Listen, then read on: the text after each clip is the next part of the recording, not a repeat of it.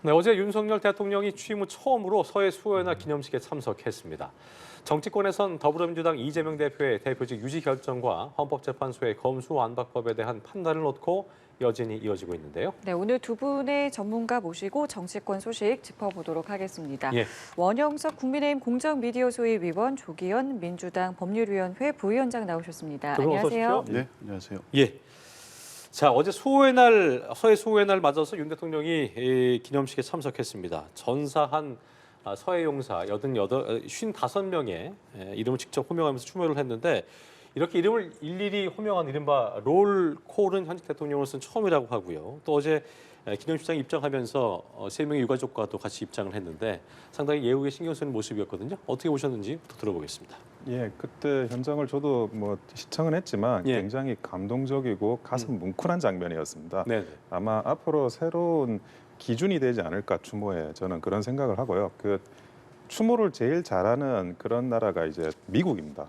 이번에 미국 같은 경우에도 이제 그 전사자들에 대한 추모가 굉장히 발달돼 있고 그리고 이제 베트남전 추모관만 하더라도 이제 그 미국에서 10대 건축물에 손꼽힐 정도로 예. 그 예술의 하나의 분야로 승화시키려고 하는 그런 국가적인 노력들이 있습니다. 그렇기 예. 때문에 그게 맞춰가지고 지금 보훈부로 승격이 또 되지 않았습니까? 네. 앞으로도 그 전사자나 아니면 유족의 명예가 존중될 수 있도록 그런 추모의 방안이 지속적으로 연구가 되어져야 한다고 그렇게 보고 있습니다. 네, 조기현 부위원장께서는 현직 대통령으로서 처음으로 했던 이 롤콜 장면 어떻게 보셨는지 궁금하네요. 네, 뭐 롤콜을 안 한다고 해서 뭐 희생 장병이라든가 유가족에 대한 위로 또 뭐 이 감사의 마음 이런 게 아닌 건 아니지만 네. 대통령께서 이게 직접 언급하심으로써 희생 정신을 기리고 또 유가족에 대한 위로가 되고 또 국민들께는 안보에 대한 어떤 명확한 메시지가 되고 이런 측면에서 보면 매우 적절했고 주는 메시지가 확실했다. 바람직한 모습이었고 아마 대통령께서 특별히 의미를 부여하셨던 것 같은데요. 예. 특히 지금 북한의 도발이 계속되고 있는 상황이기 때문에 서해를 중심으로 해서 안보의 중요성에 대해서 충분히 이제 이런 방식으로 강조하는 의미 있는 메시지였다 이렇게 봅니다. 예, 기념사 내용도 좀 살펴보면요. 예. 북한 무력 도발에 초점이 맞춰져 있는 모습이었습니다. 북한의 무모한 도발에 대해서 대가를 치르겠다라고 한 내용도 들어가 있었는데 이 기념사 메시지는 좀 어떻게 보셨는지요? 예, 최근에 이제 그 북한에서 미사일을 발사를 하고 있는데 여러 차례 발사하고 있어요. 예. 그런데 그 미사일 발사 시점을 보면 대통령 방일 때 또는 이제 그 미군의 니미츠 장보가 입항할 때 그런 것들을 사전에 어떻게 알고 있는지 한미 훈련이 되는 그 단계에 맞춰서 그 단계에 적합한 어찌 보면 그 순항 미사일이라든지 이런 맞춤형 미사일을 발사하고 있거든요. 그래서 훈련 체계나 그런 것들이 누출되고 있는 게 아닌지에 대한 의구심도 사실 들어요. 그래서 22일에 이제 대통령께서 방첩사령부를 방문했습니다. 방첩사령부를 방문한 거는 이제 그만큼 대공 방첩 기능을 강화하고 거기에 대한 이제 그 구성원들의 힘을 실어주는 그런 작업들이거든요.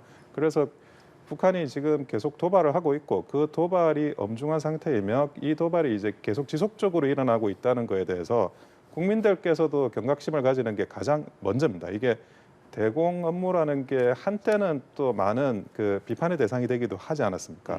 그런 비판이 대상이 되기도 했던 대공 방첩 업무가 사실은 국가의 근간을 유지하는 핵심적인 기능이라는 걸 국민께 인식시키고 거기에 대한 이제 적절한 코멘트를 하신 거라고 보여집니다. 적절한 메시지였다라고 분석을 해주셨는데 어째 기념사 메시지는 어떻게 좀 들으셨습니까? 예, 뭐 다른 뭐 희생 장병이라든가 유가족에 대한 위로 이런 내용은 역대 정부의 그 대통령 연설에도 다 포함되어 있던 내용들이죠. 어쨌든 지금 북한의 도발이 계속되고 있기 때문에 무모한 도발에 대해서 강력히 대응하겠다는 입장은 필요한 것은 맞습니다. 좀 분명히 그럴 필요가 있고요. 다만 이게 이제 한미 군사 훈련이 있을 때마다 사실 똑같은 도발이 계속되고 있다는 점은 분명해 보이고요. 이제 그런 점 때문에 한편으로는 도발에 대해서는 강력히 대응한다는 입장을 표하면서도 평화에 대한 의지도 또 같이 언급을 하셨으면 어떨까 하는 아쉬움은 좀 있습니다. 21년 문재인 대통령께서도 서해 수호의 날 행사에 참여하셔서 강력한 국방력과 안보, 또 올해 싸우면 반드시 이겨야 된다. 이렇게 안보의 중요성을 늘 강조해 왔죠. 역대 정권이 진보나 보수를 막론하고 북한의 도발에 대해서는 강력히 대응해야 된다는 것은 공통점을 갖고 있지만 이제 그 지향이 어떠해야 되느냐. 도발이 군사적 충돌로 이어지는 것까지를 바라는 국민은 아무도 없으실 겁니다. 그러면 이 도발에 대한 강력히 대응을 하면서도 평화를 위해서 어떤 의지를 갖고 있다는 점도 언급을 하셨으면 어떨까 하는 아쉬움은 좀 있습니다. 예. 자, 서해 수호의 날 기념식 관련 얘기를 좀 해봤고요. 주제를 좀 바꿔서 대통령 지지율 얘기를 좀 해보겠습니다. 갤럽 조사가 나왔는데 윤 대통령 지지율 이 하락세를 멈췄고 1% 반등을 했습니다. 34%를 기록했는데 부정평가는 58%였고요. 이건 전주보다 2%포인트 줄은 것이고요. 긍정과 부정평가 모두 이제 일본과 외교 관계 언급이 크게 늘었는데 일단 원 변호사께서 어떻게 해석하셨는지 좀 들어보겠습니다. 그 지지율이라는 게 지지율이라는 이름 때문에 지지율의 함정 같은 게 있어요. 그게 뭐냐면 이제 그 국민의힘을 지지하는 지지율로 뭐 30% 나왔으면 이분들은 국민의힘을 지지하는 거냐 아니면 민주당을 반대하기 위해서 국민의힘을 선택하는 거냐 이런 문제가 있거든요. 민주당도 마찬가지예요. 민주당 지지율이 나오는데 그분들이 진짜 민주당이 하는 게 다 이뻐 보여서 그러느냐 아니면 국민의힘을 반대하기 때문에 그 대안으로서 민주당을 선택하는 거냐 그런 문제가 있어요. 이게 이제 상대적 지지율입니다. 이게 인지도하고도 좀 연결이 되는 부분인데요. 근데 그 신념을 따라가는 동지적인 지지율, 윤석열 대통령이기 때문에 그 정책이 너무 마음에 들어가지고 나는 지지한다. 그분들이 사실은 많이 늘어나야 됩니다. 근데 그 신념에 대해서는 결국 이제 대통령께서 신념을 보여줘야 되거든요. 최근에 이제 그 한일 문제라든지 이런 거는 국민들께서 가지고 있는 대중적인 정서에는 좀 부합하지 않을 수가 있고 지지율이 낮아질 수도 있는 충분한 사안이었습니다. 네. 그러나 그럼에도 불구하고 또 이제는 미래로 가야 된다라는 그런 이제 그 신념을 가지신 분들이 많이 계시거든요. 국민들 중에서도. 그런데 대통령께서 신념을 먼저 보여주고 어떤 리스크라든지 그런 걸 감수하겠다라고 보여줬을 때 그때 발생하는 지지율은 그런 이제 뭐 상대적인 선택이 아닌 윤석열 대통령이기 때문에 그 신념에 동의하는 동지적인 지지율이거든요. 예. 그런 이제 지지율 내의 지지율이 어찌 보면 가장 건강한 지지율이고 대통령께서 정치 구도를 제대로 앞으로도 장기적으로 만들어갈 수 있는 자산이 됩니다. 그런데 그 면에서는 오히려 잘 진행이 되고 있다. 저는 다시 이렇게 반등이 되는 것도 그런 부분에 대한 어떤 그 신념적인 지지, 동지적인 지지 이런 것들이 네. 구축이 되고 다시 이제 다른 시사적이고 현황적인 문제에 대해서 지지세가 다시 돌아오고 있지 않나 그렇게 판단을 하고 있습니다. 상대적 지지율을 얘기하시면서 상당히 긍정적으로 얘기해 주셨는데 어떻게 바라보셨는지 들어보겠습니다. 일단 하락 추세가 멈췄다 정도는 볼 수 있을 것 같습니다. 하락 추세가 멈췄다. 예, 지난주에 구려외교, 그러니까 한일 정상회담에서 나온 여러 가지 비판 여론들이 있었고 그게 이제 여론에 반영이 되면서 부정평가 여론이 60%에 다 갔었죠. 대부분의 여론조사가 동일했는데요. 게다가 69시간 노동까지 20, 30대 젊은 층의 이탈을 가져오는 이슈가 있었습니다. 이제 그런 상황이 되면 아무래도 보수층 결집이 또 일어나게 되는 반작용이 있으니까요. 그 효과가 이제 결합이 되면서 하락이 멈추는 듯하게 보이긴 하지만 이제 다른 여론조사를 봐야 되는 게 각층 이게 민주당 지지층에서는 뭐 특별한 여론 변화가 있다고 보기는 어렵고요. 보수층의 결집이 있었던 것으로 보이는데 특히 한일 정상회담 관련해서는 중도층의 이탈이 눈에 띕니다. 예. 모든 여론조사에서 동일하게 나타나고 있는데요. 그런데 이 이슈는 지금 변호사님 말씀처럼 이제 대통령의 신념에 대해서 지지하는 어떤 결집층이 생기는 것도 분명하지만 향후 대응 과정에서 더 이탈 가능성도 충분히 있거든요. 여전히 비판 여론이 있고 아직 문제가 해결된 게 아니고 오히려 이후 회담 이후 일본 언론에서는 지금 우리 정부가 설명하는 것 외에 더 뭔가를 일본에 내주는 어떤 언급이나 논의가 있었던 게 아니냐는 그 보도가 계속 나오고 있습니다. 거기에 대한 정부의 설명이 부족한 것도 사실이고요.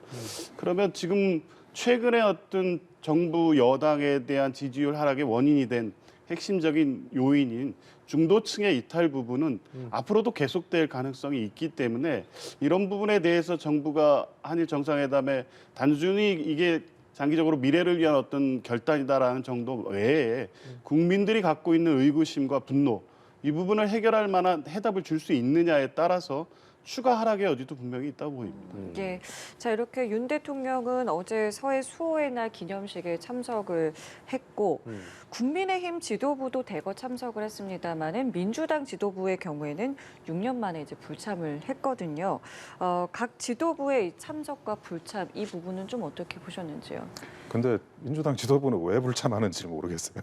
지금 이제 그 불참하는 사유로 든 게 울산의 최고위 회의가 오래전부터 예정이 돼 있다고 해가지고 불참을 했는데 사실은 서해 수호의 날은 그 3월 넷째 주 금요일로 고정이 돼 있어요. 예. 그렇기 때문에 그 일정을 모를 수가 없거든요. 그러니까 일정은 어찌 보면 서해 수호 날이 일정이 먼저 잡혔는데 그것을 이제 그 뭐 사실 납득이 안 되는 이유로 해가지고 불참을 한다는 거는 글쎄요, 이게 의도적인 불참인데 그러면 왜 불참하는지에 대한 진짜 의도가 뭔지를 도저히 이해는 잘 안 됩니다. 이 정당이잖아요. 그래도 대한민국을 이끌어 나가겠다는 수권 정당인데 그러면 이 보훈이라는 게 뭐 민주당만의 보훈도 아니고 국민의힘만의 보훈도 아니고 국민 전체, 국가 전체를 위한 보훈인데 이런 국가적인 행사에 지도부가 불참을 한다. 글쎄요, 저는 뭐 수권 정당으로서의 자격이 없지 않나 그런 생각이 듭니다. 예. 일정을 이유로 되기는 했습니다. 불참할 만한 뭐 사유가 됐다고 좀 보시는지요? 그 과거의 서해 수호의 날 행사를 쭉 보면요. 예. 대부분 뭐 여야를 떠나서 민주당 지도부는 계속 참석해 왔습니다. 2017년에는 불참을 했었습니다. 왜냐하면 그때가 아마 경선이 진행되고 있었을 겁니다. 그래서 특별 일정 때문에 그랬는데요. 국민의힘 지금의 여당 지도부도 상황에 따라서 불참한 적도 있습니다. 2016년 아마 1회 서해 수호의 날이었을 텐데요. 그때 제가 기억하기로 아마 여당 지도부가 참석하지 않았던 걸로 저는 알고 있거든요. 그리고 저는 뭐 그게 이제 어떤 특별한 뭐 특히 국민의힘이 서해 수호의 날 행사에 의무 부여를 하고 있는 측면에서는 뭐 이 의미나 취지를 반대해서 아닌 거는 분명한데요. 정치 어떤 상황이나 일정에 따라서 뭐 불참한 것으로 보이고 여기에 특별한 의도나 불참으로서 주려는 메시지가 있었던 것은 아니고요. 그 대책 회의에서 있었던 메시지를 통해서 서해 수호의 날에 대해서 이재명 대표가 또 분명한 메시지를 내고 있고요. 예. 그 전에 행사에 있어서도 당 지도부들이 계속 참석해 왔다는 점에서 보면 특별히 올해의 뭐 서해 수호의 날에 지도부가 참석 안 했다는 것에 다른 의미를 크게 부여할 정도의 어떤 상황은 아니라고 보고 있습니다. 예. 자, 그리고 조금 시끄러운 민주당 내 얘기를 좀 해보겠습니다. 이재명 대표의 당직을 유지하기로 한 민주당 당무위 결정을 놓고 절차적 정당성에 대한 지적과 함께 비명계를 중심으로 한 비판 목소리가 당내에서 나오고 있는 상황인데 비명계죠. 이상민 의원이 지질하다. 이 대표의 거취 정리를 주장하면서 이런 말을 하기도 했는데 좀 당내 분위기부터 먼저 묻겠습니다. 어떻습니까? 당무위원회 의결 과정이 충분한 의견 수렴이 없었다는 부분에 대한 일부 의원들의 비판이 좀 있는 건 사실입니다. 예, 일부 당원들이 가처분 신청도 했죠. 그렇죠. 예. 당에서의 입장은 뭐 이제 그 정도입니다. 충분히 그런 문제 제기가 있을 수 있고 민주주의 정당에서 뭐 그런 부분에 대한 뭐 부족함이 있었다면 그 인정하고 그런 의견까지 수렴해 가는 과정이라고 이제 그런 정도의 상황이고요. 지금 뭐 특별히 지금의 어떤 후폭풍, 뭐 갈등이 확대될 것으로 보이지는 않습니다. 이재명 대표에 대한 어떤 당원 당규상의 거치는 어찌됐든 당무위의 의결로 일단락이 됐고요. 그리고 이제 지금까지 제기됐던 대표 사퇴론 내지는 인적 쇄신론 등과 관련해서도 네. 현 지도부가 충분히 의견 수렴을 해서 그 방향으로 가고 있거든요. 그래서 지금까지 사퇴론을 주장했던 일부 의원들도 인적 쇄신이라든가 뭐 대표와 지도부가 보여주는 향후 모습에 따라서 충분히 같이 가겠다는 입장으로 어느 정도 의견이 좀 모아지고 있는 분위기입니다. 그래서 일부 뭐 이상민 의원이나 이런 분들은 여전히 강하게 비판하고 계시지만 당의 어떤 갈등이 확대되는 측면으로 갈 것 같지는 않습니다. 예. 그렇다면은 인적 쇄신과 관련해서 좀 잠깐 여쭤보면 이 폭에 대해서 뭐 그동안 참 뭐 어느 정도 될 것이다 뭐 다양한 의견들이 있었는데 지금 어느 정도로 좀 수렴이 되고 있습니까? 일단 소위 말하는 친명계 주요 당직자들 중에 일부가 사의 의사를 계속 표명하고 있습니다. 예. 정책위의장, 부의장 그리고 뭐 전략기획위원장도 그렇고요.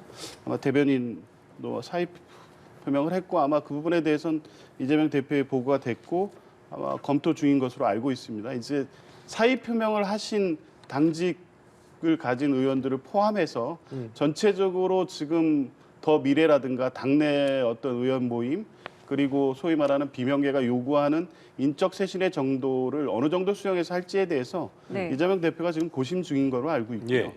아마 이제 사무총장과 관련돼서는 여러 논의가 있을 수 있습니다. 그게 네.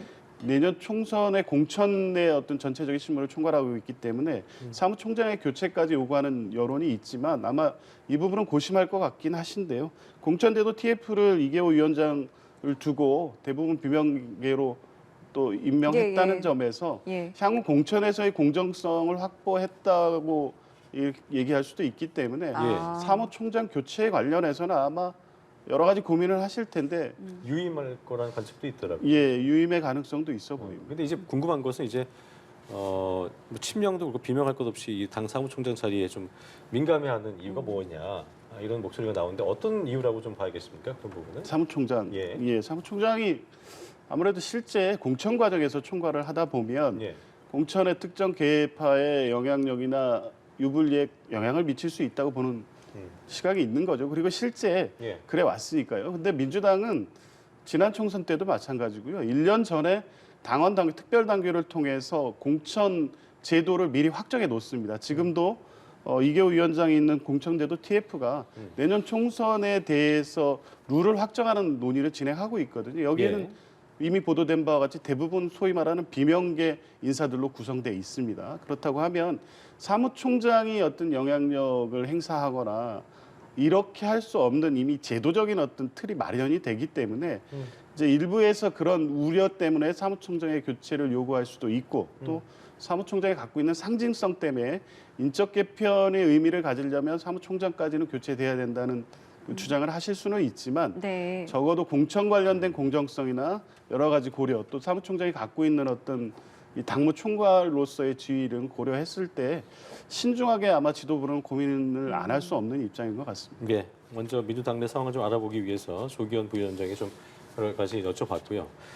상대당 입장에서 지금 상황이 좀 어떻게 전개가 될 것이고 지금 나오고 있는 여러 방법들, 출구 전략들 이런 것들이 좀 통하게 될 것인가에 대한 분석을 좀 해볼까요? 저는 사실은 그 민주당에서 그 당헌 80조에 대해서 이번에 가처분을 했거든요. 그 가처분의 결론이 어떻게 나올지가 굉장히 궁금합니다. 아. 저희 그 국민의힘 입장에서는 그 과거에 이제 이준석 대표와 관련해 가지고 그 당시 가처분이 있었는데 형식적인 요건은 전부 다 갖췄더랬어요. 그런데 실질적인 요건에서 부실하다 그래가지고 그때 일어났던 결정들을 다 번복해야 했거든요. 예. 그런데 지금 현재 그 민주당 같은 경우에는 형식을 다 못 갖췄어요. 당무위원회 자체가 이미 과반수의 사람이 모이질 않아가지고 과반수 자체가 미달됐거든요. 그리고 뭐 서면으로 보완해가지고 하겠다라고 했는데 됐는지도 알 수가 없고, 그리고 뭐 그 소집 통지도 1시간 전에 하고 이런 식으로 해가지고 사실은 형식적인 게 전부 갖춰지지 않았는데 그게 이제 그 가처분이 들어갔는데 법원은 민주당의 당무에 대해서는 우대할 건지 그거가 제일 이제 좀 궁금하기도 하고요. 네. 두 번째는 이제 사무총장 문제인데 네. 뭐 제도가 중요하다 그러지만 그 제도를 가지고 판단하는 건 결국 사람이 하지 않습니까? 그런데 국회의원들은 자기 공천이 제일 관심이 많은데 그 공천을 그러면 당대표하고 직접 이야기하진 않아요. 그럼 누가 하고 이야기하냐? 사무총장하고 이야기합니다. 지금 아마 그동안에도 체포동의안 뭐 문제나 이런 거와 관련해 가지고 자기의 공천과 관련한 안건을 논의를 만약에 했다면 그 논의는 사무총장하고 하는 거거든요. 다른 사람하고 하지 않아요. 그러면 이제 그동안 논의했던 그런 많은 것들이 있는데 사무총장을 교체하면 이 논의가 전부 다 증발해 버려요. 그렇죠. 새로운 사무총장하고 다시 이야기해야 되는 거예요. 그럼 새로운 사무총장이 와가지고 그러면 그 책임감을 가지고 그 어떤 공천 문제에 대한 논의를 할 수 있느냐? 그게 불가능한 게 새로운 사무총장 입장에서는 아니 기존의 사무총장도 지금 목이 날아갔는데 자기도 목이 날아갈 수 있거든요. 그러니까 자기가 책임감을 가지고 그 어떤 공천에 대한 약속이나 아니면 협의나 이런 게 불가능합니다. 그러면 이제 그 교체된 사무총장은 결국 이제 어쩔 수 없이 그분이 잘못해서가 아니라 자기가 살기 위한 자기 보신적인 행동을 하게 되거든요. 아하. 그러면 그 과정에서 냉정하게 이야기를 하면 이재명 대표와 반대로 설 수도 있어요. 여론 때문에 기존의 사무총장이 날아갈 수 있다 그러면 자기에 대한 여론이나 이런 게 나쁘다면 자기도 날아갈 수 있기 때문에 그러면 자기가 사는 여론에 방법을 맞춰서 할수 여론에 있다? 맞춰서 그게 그 다른 정치적인 포지션을 가질 가능성이 높아집니다. 그래서 아마도 이재명 대표가 절대 사무총장은 교체하지 않을 것 같아요. 반드시 유임시켜야지 그래야지 본인의 어떤 안위, 보존 이런 게 제대로 작동이 될 수가 있습니다. 그렇다면은 근본적으로 이 사무총장을 뭐 포함할지 여부는 뭐 저희가 모르겠습니다만 당직 개편은 하게 되는 거잖아요. 이것이 지금의 이 어떤 민주당의 내홍을 잠재울 수 있는 카드라고는 보시는지요? 네, 충분히 그럴 수 있다고 그럴 수 봅니다. 있다. 예, 왜냐하면 이게 그 당 대표가 결단해서 인적 쇄신을 통해서 어떤 지금의 갈등 국면을 돌파하려는 의도에서 시작된 게 아니라 예, 여러 방식의 여론 수렴 과정에서 이제 그런 요구들이 있었고 예, 그걸 수렴하는 방식으로 해서 지금 인적 개편을 하겠다는 것이기 때문에요. 네, 적어도 지금의 어떤 소위 말하는 사법 리스크, 이재명 대표의 리더십의 어떤 문제에 대한 당내 문제 제기 이 부분을 수습하는 과정으로 의원들이나 당내 구성원들의 총의가 모아진 방식이기 때문에 적어도 인적 개편을 통해서 당내 구성원들이 새롭게 출발하자 이런 지금 분위기가 형성될 수 있을 것으로 보고요. 물론 일부 의원들은 이제 그것으로 부족하다는 비판은 계속 할 수 있지만 당내 어떤 전체적인 분위기는 네. 어느 정도 수습 국면으로 가게 될 것이라고 봅니다. 아, 알겠습니다. 자, 그리고 이 얘기 좀 해보겠습니다. 네. 검수완박법과 관련해서 이제 헌법재판소의 판결이 나왔는데 그 이후에 한동훈 장관의 지금 책임론으로 좀 번져가는 모양새입니다. 지금의 상황을 좀 어떻게 보시는지요? 민주당은 뭐 탄핵까지 얘기를 좀 하고 있거든요. 그 민주당이 이상민 장관을 헌재 탄핵 심판에 올려놓지 않았습니까? 예, 예. 지금 한동훈 장관 헌재 결과에 따라서 사퇴하라고 할 정도면 민주당에서 이상민 장관 탄핵 소추한 의원들은 탄핵 소추 기각이 나오면 그분들은 다 사퇴하실 생각이 있는지 모르겠네요. 사퇴하라 봐라 이렇게 이야기하는 것 자체가 뭐 단순한 어찌 보면 정치 공세 다름이 아니라는 일단 생각을 하고요. 근데 여기서 이제 좀 주목할 부분이 한동훈 장관이 이제 굉장히 심혈을 기울여서 검수완박을 진행을 했습니다. 본인이 이제 변론도 하고 그리고 저도 이제 그 권한쟁의 심판서를 구해서 봤는데 한 300~400페이지 정도 돼요. 완전히 책 한 권을 쓰셨더라고요. 그래가지고 많은 그 법무부 내 검사들이 본인들의 어찌 보면 뭐 학문적인 뭐 그런 실무적인 모든 것들을 투여해가지고 만든 결과물이었고 그런 이제 많은 노고를 투사를 했지만 결국 결과는 나빴어요. 만약에 검수완박이 뒤집어졌다면 헌재에서 인용 판결을 받았다면 아무래도 한동훈 장관의 위상은 굉장히 높아졌을 겁니다. 지금보다는. 그런데 물론 이제 그건 되지 않았지만 근데 정치판에서 일어나는 일들이 성과를 내는 게 참 힘들어요. 무슨 말이냐면 열심히 해도 성과가 안 나오기도 하고 아니면 뭐 그렇게 열심히 안 했는데도 소 뒷발 잡듯이 성과가 나기도 하는데 그래서 많은 사람들을 좌절시키고 또 열심히 하신 분들, 뭐 엘리트들 이런 분들이 그 부분에서 실망을 하는 경우가 많아요. 근데 그 길게 보시면 어차피 한동훈 장관 또 뭐 저는 법무부 장관에서 끝날 뿐 아니라고 생각하지만 길게 보시고 그 과정이 결국 중요합니다. 결과가 중요한 게 아니라 아무리 정치판이라도 얼마나 그 열심히 했고 얼마나 그 본인이 최선을 다했느냐를 그거를 아는 사람들이 있거든요. 그거를 이제 더 자세히 아는 사람들이 전문가들이 더 잘 알아요. 그러면 그 사람들 사이에서 정말 그 열심히 했고 잘했고 능력이 뛰어났다라는 거는 계속 남아서 다시 그 한동훈 장관의 보이지 않는 자산이 될 거라고 생각을 합니다. 다만 이제 실력과 능력 그것만이 또 전부는 아니다. 결국 여기에서는 머리가 아니라 머릿수가 더 중요하다. 정치판은 이런 게 어찌 보면 보여진 판이기도 하니까요. 다음에 총선에서 반드시 과반의 그 의석수를 차지해서 승리하지 않으면 국민의힘은 다시 이런 비슷한 일을 또 겪게 될 거다. 그런 것들을 명심해야 할 것 같습니다. 그러니까 민주당은 결국에는 책임론은 정치 공세일 뿐이다라는 말씀이신데요. 지금 민주당의 주장에 대해서는 뭐 어떻게 생각하고 계신지요? 네, 지금 하여튼 공식적으로 탄핵을 주장하는 일부 의원들이 계신데요. 당에서는 지도부의 입장에서 사퇴를 요구하고 있죠. 예. 반드시 책임져야 될 사안이라고 봅니다. 이게 정치 공세가 아닌 게요. 국회의원들 간의 국회의원이 법사위원장과 국회의장을 상대로 한 권한쟁의 심판은 충분히 있을 수 있습니다. 과거에 입법 과정에서 충돌이 있을 때 여러 차례 선례도 있었으니까요. 근데 한동훈 장관과 검사 6인이 제기한 권한쟁의 심판은 결이 다릅니다. 행정부에 소속된 일환이 입법부의 작용에 대해서 권한을 다툰 거고요. 한동훈 장관이 법조인으로 평생을 살아오신 분입니다. 적어도 국가기관, 법무부 장관으로서 이러한 권한쟁의 심판을 청구할 때는 법적인 요인도 충분히 검토했었으리라고 봅니다. 그럼에도 불구하고 그때 당시에 권한쟁의 심판 모두 진술, 그 헌법재판소의 모두 진술을 보면 대단히 정치적인 주장을 앞세웠습니다.